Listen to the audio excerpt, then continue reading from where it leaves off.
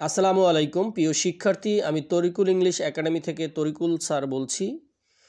সবাই কেমন আছেন? আশা করছি সবাই অনেক বেশি ভালো আছেন। আজকের এই চমৎকার সেশনটিতে আপনাদের সকলকে ওয়েলকাম করছি। যারা আমাদের সাথে নিয়মিত রয়েছেন তারা অবশ্যই জেনে থাকবেন যে আমাদের এই প্রতিদিন যে ক্লাসগুলো হচ্ছে এই ক্লাসগুলো ডেইলি বেসিসে হচ্ছে।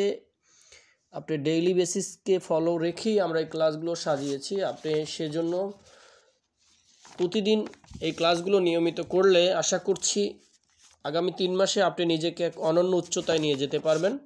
তবে আমরা যেভাবে আপনাকে গাইড করছি এভাবেই আপনাকে কিন্তু চর্চা করতে হবে এবং আমাদের সঙ্গে জুড়ে থাকতে হবে। আপনি যত মেধাবী হন না কেন, আপনি যত এক্সপার্টই হন না কেন, যত বড় এক্সপার্ট টিচারের কাছে টিচিং নিচ্ছেন না কেন, এটার পরে কখনোই নির্ভর করে না যে আপনি খুব দ্রুত ইংলিশ ভাষায় কথা বলবেন। ইংলিশ ভাষায় দ্রুত কথা বলার কয়েকটা টিপসের ভিতরে প্রধান শর্ত হচ্ছে প্র্যাকটিস করা, অর্থাৎ নিয়মিত চর্চা করে যাওয়া, একটা নির্দিষ্ট বিষয়ের উপর ফোকাস করে আপনার কনসেন্ট্রেশন ধরে রেখে একটা সুন্দর গাইডলাইন্স ফলো রেখে।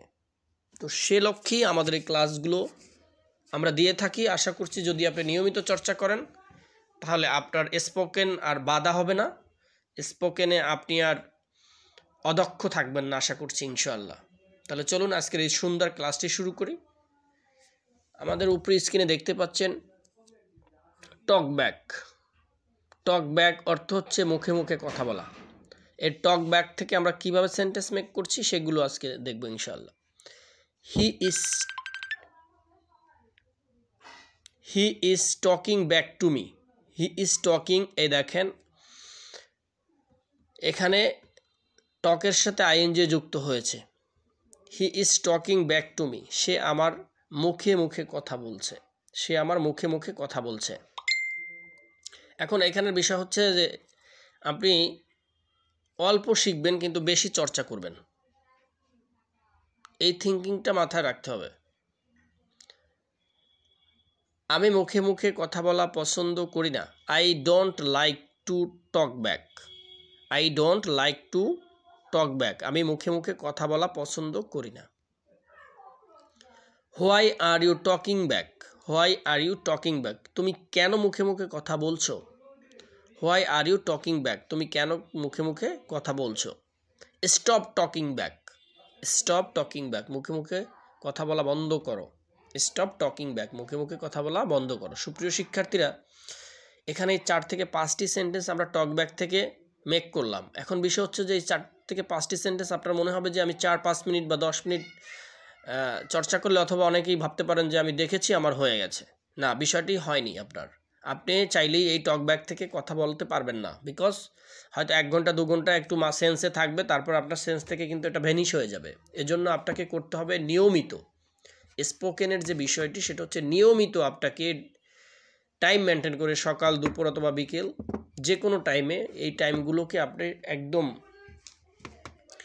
ঠিক রেখে যে আমি সকালে এতটা থেকে এতটা প্র্যাকটিস করব, দুপুরে এতটুক থেকে এতটুক সময়, রাতে এতটুক সময়, সেটি হোক আধা ঘন্টা 20 মিনিট অথবা 1 ঘন্টা 2 ঘন্টা, টাইম যত বাড়িয়ে নিয়ে আপনি চর্চা করতে পারবেন আপনার জন্য তত বেশি কিন্তু ভালো হবে। এজন্য বলছি যে যখন আপনি এই টাইমগুলো মেনটেন করে যখন আপনি চর্চা করবেন তখন কিন্তু আপনাকে এটাকে সেন্সের ভিতরে একেবারে ক্যাচ হয়ে যাবে, আর আপনি তখন এই সেন্সগুলো যখনই প্রয়োজন আসবে তখনই কিন্তু এই সেন্সগুলো ব্যবহার করতে পারবেন।